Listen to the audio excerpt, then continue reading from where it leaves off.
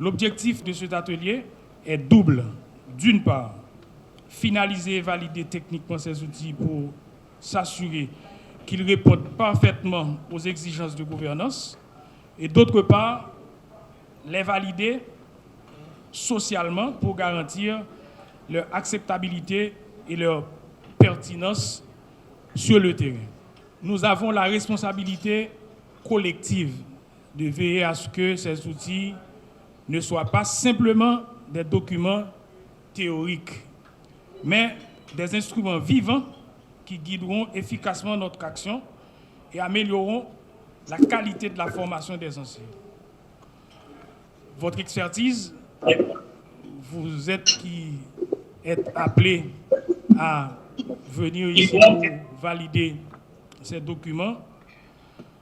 Nous savons que votre expertise et votre engagement sont essentiels dans ce processus de validation.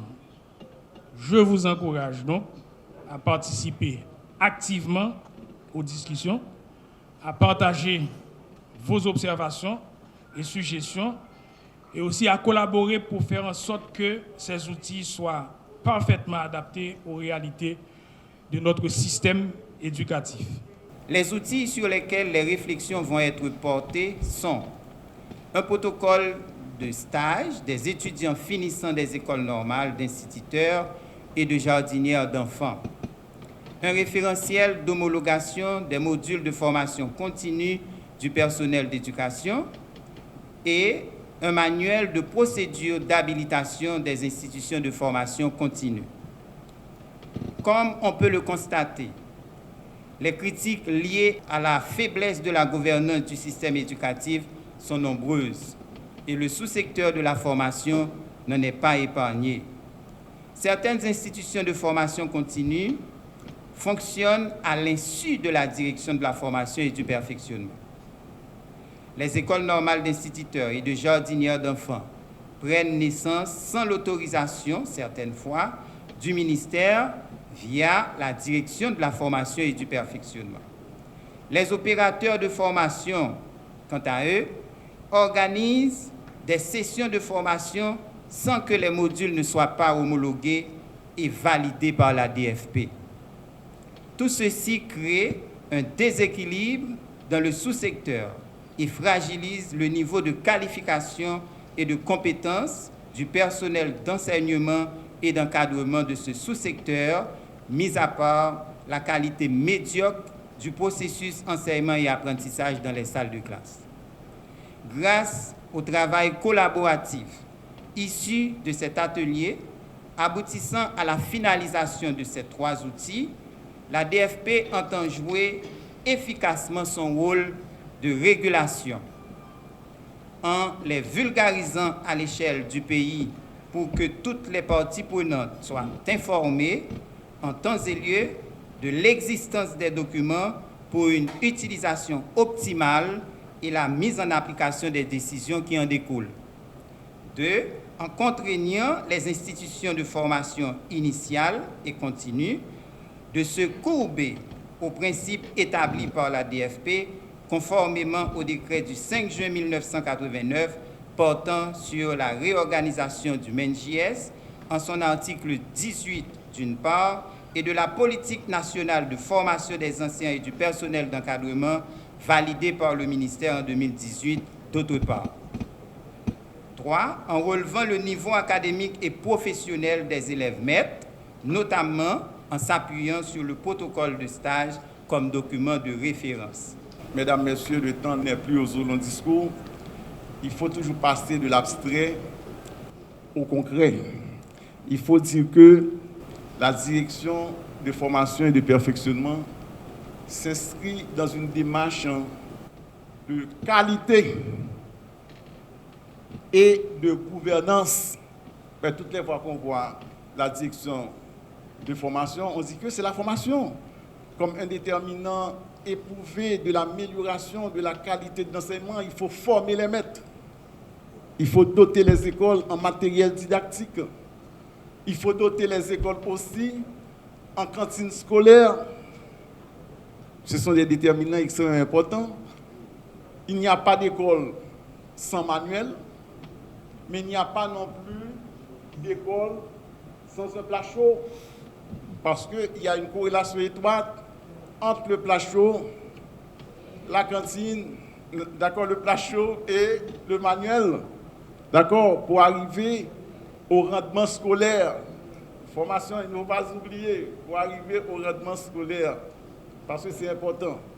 Et la question de gouvernance, ce matin, je suis venu accompagné du ministre, c'est juste pour ouvrir l'atelier sur l'atelier de validation des outils de gouvernance, que ce soit le protocole de stage, que ce soit le référentiel d'évaluation ou d'homologation des modules de formation, manuel de procédure d'habilitation des institutions de formation.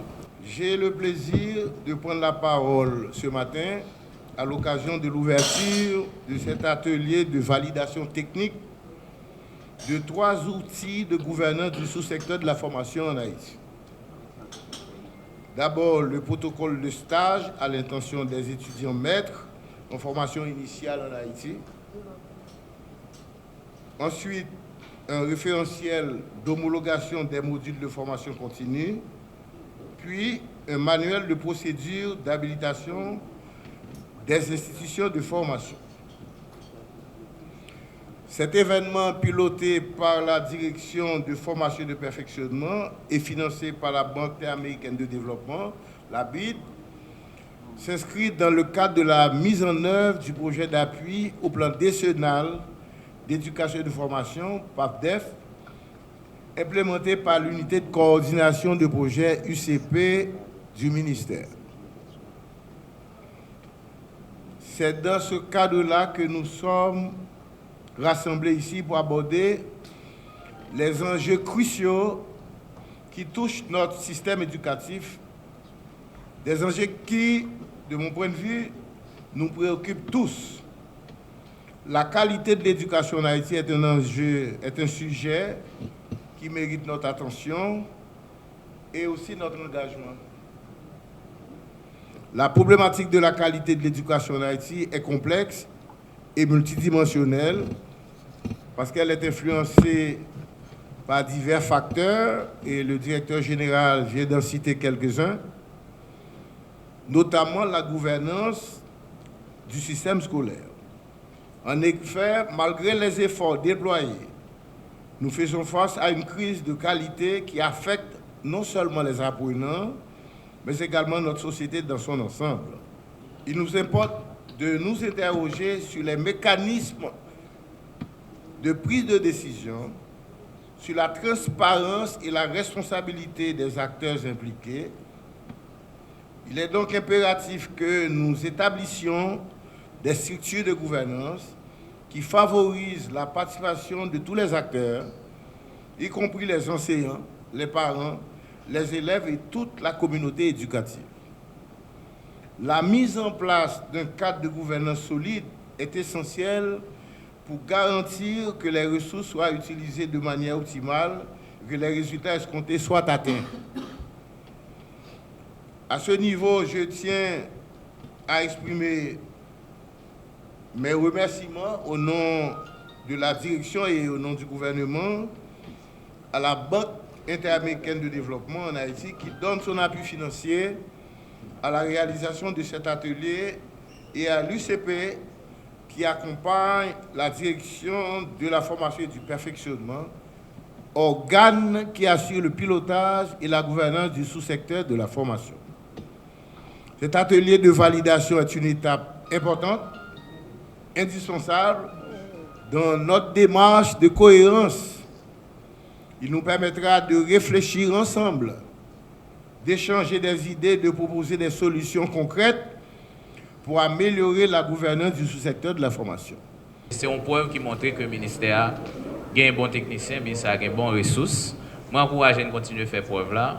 Moi, j'espère que les outils ça y a marqué passage dans le système pour longtemps et à permettre tout que nous le ministère ont capacité de gouvernance qui a duré et qui est efficace dans les résultats qui va que ce soit dans la formation initiale que ce soit dans la formation continue. Et nous souhaitons que le document soit validé le plus proche de la perfection que possible, parce que nous connaissons l'État pas censé faire erreur dans ça que les mettez dehors comme texte. Et nous connaissons de directeur là pas manqué par mettre les points sur les i sur tout ça qui va dire là, m'assurer que les documents et il va mettre un pile point sur les i. Mais moi connais tout, il y a un pile technicien tout dans DFP comme dans DEF tout qui va garder dossier ensemble, garder documents ensemble et permettre que nous sortions un bon outil.